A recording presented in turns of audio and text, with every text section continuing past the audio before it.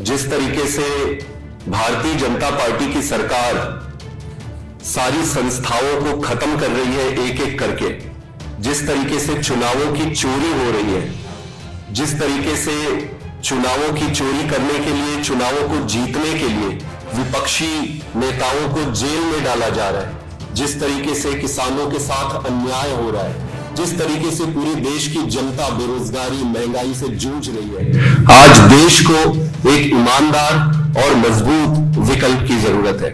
और जिस तरह की परिस्थितियां आज मुल्क में बनी है, जो चुनौतियां हमारे लोकतंत्र और हमारे संविधान के सामने बनी है, उनका मुकाबला करने के लिए इंडिया गठबंधन पूरी तरह से सशक्त तरीके से उसका मुकाबला करने के लिए तैयार है। समाजवादी पार्टी के साथ भारतीय राष्ट्रीय कांग्रेस पार्टी का सीट शेयरिंग को लेकर समझौता हुआ, आम आदमी पार्टी के साथ सीटों को लेकर समझौता हुआ है, जिसको आपके समक्ष यहां पर मैं रखने का काम करूंगा। अलग अलग चुनाव चिन्हों पर हम ये चुनाव लड़ेंगे, लेकिन हमारी जिम्मेदारी रहेगी इंडिया गठबंधन में जितने भी राजनीतिक दल है वो सभी तालमेल के साथ काम करते हुए अधिक से अधिक प्रत्याशियों को कामयाब करने की दिशा में प्रयास करेंगे। पिछले कुछ समय से इंडिया गठबंधन के विभिन्न राजनीतिक दलों के साथ में लोकसभा के सीट शेयरिंग को लेकर चर्चा चलते रही और आपको इस बात की जानकारी है कि 2 दिन पहले ही समाजवादी पार्टी के साथ भारतीय राष्ट्रीय कांग्रेस पार्टी का सीट शेयरिंग को लेकर समझौता हुआ, उसकी घोषणा लखनऊ से हुई। समाजवादी पार्टी को 1 सीट लोकसभा की खजुराहो, ये मध्य प्रदेश में देने का भी ऐलान लखनऊ से किया गया। पिछले दिनों में आम आदमी पार्टी के साथ लंबी चर्चा हुई और चर्चा के उपरांत भारतीय राष्ट्रीय कांग्रेस और आम आदमी पार्टी के बीच सीटों को लेकर समझौता हुआ है, जिसको आपके समक्ष यहां पर मैं रखने का काम करूंगा।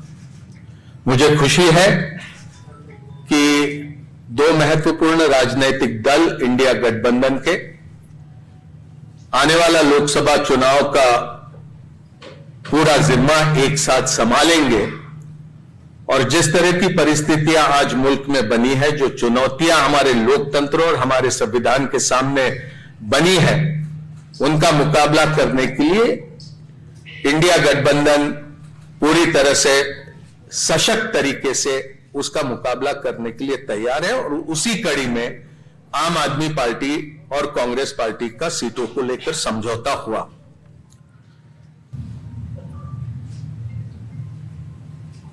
दिल्ली लोकसभा में 7 सीटें हैं। आम आदमी पार्टी 4 पे लड़ेगी। वो 4 सीटें नई दिल्ली, वेस्ट दिल्ली, साउथ दिल्ली और ईस्ट दिल्ली। कांग्रेस पार्टी 3 सीटों पर दिल्ली में चुनाव लड़ेगी, चांदनी चौक, नॉर्थ ईस्ट और नॉर्थ वेस्ट। गुजरात में 26 लोकसभा सीटें हैं, 24 पर कांग्रेस लड़ेगी, 2 सीटों पर आम आदमी पार्टी के प्रत्याशी रहेंगे। भरूच लोकसभा और भावनगर लोकसभा की ये सीटें होगी। हरियाणा में 10 लोकसभा सीटों में से 9 सीटों पर भारतीय राष्ट्रीय कांग्रेस लड़ेगी और 1 सीट जो कुरुक्षेत्र की है, वहां पर आम आदमी पार्टी के प्रत्याशी लड़ेंगे।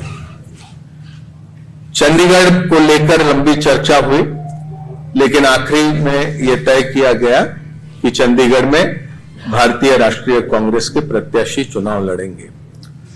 गोवा में भी, खास करके दक्षिण गोवा में विस्तार से चर्चा हुई, लेकिन फिर यह तय किया गया कि गोवा की दोनों सीटें ये भारतीय राष्ट्रीय कांग्रेस पार्टी लड़ेंगी। तो संक्षेप में ये सीटों को लेकर ये जानकारी आपके समक्ष रखनी थी। ये संभव है, दो अलग अलग राजनीतिक दल हम होने की वजह से अलग अलग चुनाव चिन्हों पर हम ये चुनाव लड़ेंगे, लेकिन हमारी जिम्मेदारी रहेगी कि दिल्ली में कांग्रेस पार्टी 3 पर प्रत्याशी रखने के बाद भी 7 पर हम किस तरह से कामयाब हो सकते हैं, उस दिशा में हमारा प्रयास रहेगा और हमारे तमाम कार्यकर्ता और नेता उस दिशा में प्रयास करेंगे। और इसी तरह की स्थिति सभी राज्यों में हम दोनों दलों के बीच में ही नहीं, तो इंडिया गठबंधन में जितने भी राजनीतिक दल है वो सभी तालमेल के साथ काम करते हुए अधिक से अधिक प्रत्याशियों को कामयाब करने की दिशा में प्रयास करेंगे। ये बोल दिया हो गया। हरियाणा, चंडीगढ़, गुरुग्राम बोल दिया।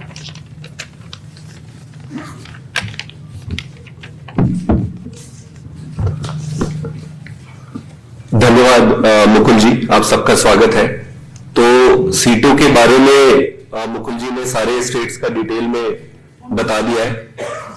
मैं बस इतना ही कहना चाहता हूं कि आज देश जिस परिस्थिति से गुजर रहा है, जिस तरीके से भारतीय जनता पार्टी की सरकार सारी संस्थाओं को खत्म कर रही है एक एक करके, जिस तरीके से चुनावों की चोरी हो रही है, जिस तरीके से चुनावों की चोरी करने के लिए, चुनावों को जीतने के लिए विपक्षी नेताओं को जेल में डाला जा रहा है, जिस तरीके से किसानों के साथ अन्याय हो रहा है, जिस तरीके से पूरे देश की जनता बेरोजगारी, महंगाई से जूझ रही है, आज देश को एक ईमानदार और मजबूत विकल्प की जरूरत है।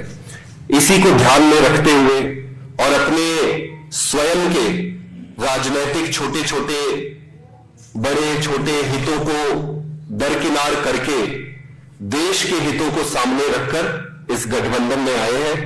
और गठबंधन में आने का उद्देश्य मैं एक बार फिर से आप सबके समक्ष रखना चाहता हूं कि देश इंपॉर्टेंट है, पार्टी हमेशा सेकेंडरी है। इस चुनाव को हम इस तरीके से नहीं लड़ेंगे कि ये कांग्रेस यहां से लड़ेगी, आम आदमी पार्टी यहां से लड़ेगी। इस चुनाव को इंडिया लड़ेगी। कुछ सीटों पर आम आदमी पार्टी अपने कैंडिडेट उतारेगी और कुछ सीटों पर कांग्रेस अपने कैंडिडेट उतारेगी। मेरा यह मानना है कि भारतीय जनता पार्टी के जो कैलकुलेशन और जो भी इन्होंने अपनी रणनीति बनाई थी, वो सारा इस अलायंस के बाद से उलटफेर हो जाएगा और देश की जनता के साथ मिलकर ये चुनाव लड़ेंगे और ये चुनाव जीतेंगे। बहुत बहुत धन्यवाद। प्लीज।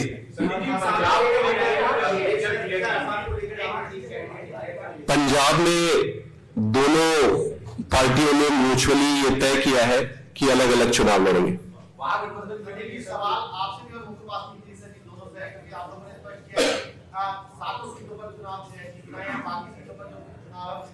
तो ऐसे में क्या आपकी तरफ से जो स्टार प्रचारक होंगे वो कांग्रेस के लिए प्रचार करेंगे या और कांग्रेस के स्टार प्रचारक आप लोगों के लिए प्रचार करेंगे? दूसरा, क्योंकि अलायंस पहली बार नहीं हुआ कि दो विचार के लोग मिल रहे हो, हमने यूपी में भी देखा था और वो सफल नहीं हुआ था, मायावती और समाजवादी पार्टी। ऐसे अपने निचले कैडर को कैसे समझा पाएंगे कि जिनके खिलाफ आप विधानसभा में लड़ रहे हैं, जहां पर आप लोग एक है? दोनों सवाल कर रहे हो। देखिए, हमारा पूरा कैडर देश के लिए राजनीति में आया था। आज अगर हमारे कैडर से पूछोगे कि क्या इंपॉर्टेंट है, वो कहेगा कि देश इंपॉर्टेंट है और वो भली भांति आज की राजनीतिक परिस्थिति को समझ रहे हैं। तो मिलकर लड़ेंगे, कैडर साथ में लड़ेगी। और रहा सवाल कैंपेन के छोटे छोटे जो प्रश्न आपने पूछे हैं, वो सारा मिलकर जब स्ट्रैटेजी बनाएंगे तो उस पर डिस्कस कर लेंगे। लेकिन ये कैसे होगा कि पंजाब में आप लोग इसके खिलाफ लड़ेंगे और बाद में भी मिलकर लड़ेंगे, तो पब्लिक कंफ्यूजन भी हो जाएगी। तो आप लोग देखिए, नहीं, जनता बहुत समझदार है, जनता सब समझ जाती है। पटेल ने ट्वीट किया था कि उनकी राहुल गांधी से बात हो गई है, वो भरपूर जीतेंगे और कहीं ना कहीं ये भी कहा था कि कांग्रेस का कार्यकर्ता आम आदमी पार्टी के लिए कैंपेन नहीं करेगा भरूच। देखिए, सारी परिस्थितियों को समझकर राय मशवरा करके ये हमने फैसला किया है ये दोनों राजनीतिक दलों के बीच में, और मुझे पूरा विश्वास है कि ये फैसले का सम्मान कांग्रेस का हर कार्यकर्ता करेगा और आम आदमी पार्टी के भी कार्यकर्ता ये समझौता पूरा इसको मानेंगे। एक सवाल है कि अभी जैसे संदीप जी ने कहा कि हम लोग जो है देश हित को आगे रख के आए हैं, पार्टी को पीछे रखा है, और उसी देश हित की बात करते हुए आप लोगों ने कई राज्यों में गठबंधन किया है, लेकिन वो जो है आपको पंजाब में क्यों नहीं हो रहा? पंजाब में आप एक दूसरे के विरोध में लड़ रहे हैं। देखिए, पंजाब की विशेष परिस्थितियां है, वो मेरे से बेहतर आप अच्छे से समझ सकते हैं, और उन परिस्थितियों को देखकर ये फैसला किया गया है कि वहां पर दोनों राजनीतिक दल ये अलग अलग से चुनाव लड़ेंगे।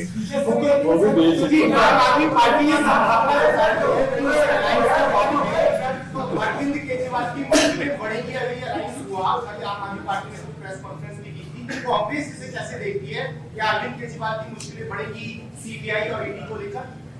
ये आम आदमी पार्टी संभावना जता रही है अलायंस के बाद। आपसे पूछिए सवाल। देखिए, ये सिर्फ आम आदमी पार्टी या आम आदमी पार्टी के नेता अरविंद केजरीवाल जी तक के ही ये प्रश्न सीमित है, ऐसा मैं नहीं मानता हूं। आज जिस तरह की परिस्थितियां भारतीय जनता पार्टी ने देश की राजनीति में खड़ी करी है, पूरे मुल्क में एक तरह से कहे कि ये लोकतंत्र के सामने चुनौती है। हर किसी के ऊपर ईडी, हर किसी के ऊपर सीबीआई, हर किसी के ऊपर इनकम टैक्स, हर किसी के ऊपर इस तरह से दबाव डालने की राजनीति भारतीय जनता पार्टी कर रही है, जो हम समझते हैं कि भारत के लोकतंत्र के लिए बहुत खतरनाक है। और इसका मुकाबला सिर्फ आम आदमी पार्टी ही नहीं, भारतीय राष्ट्रीय कांग्रेस ही नहीं, भारत के लोग इसका मुकाबला करेंगे। Thank you.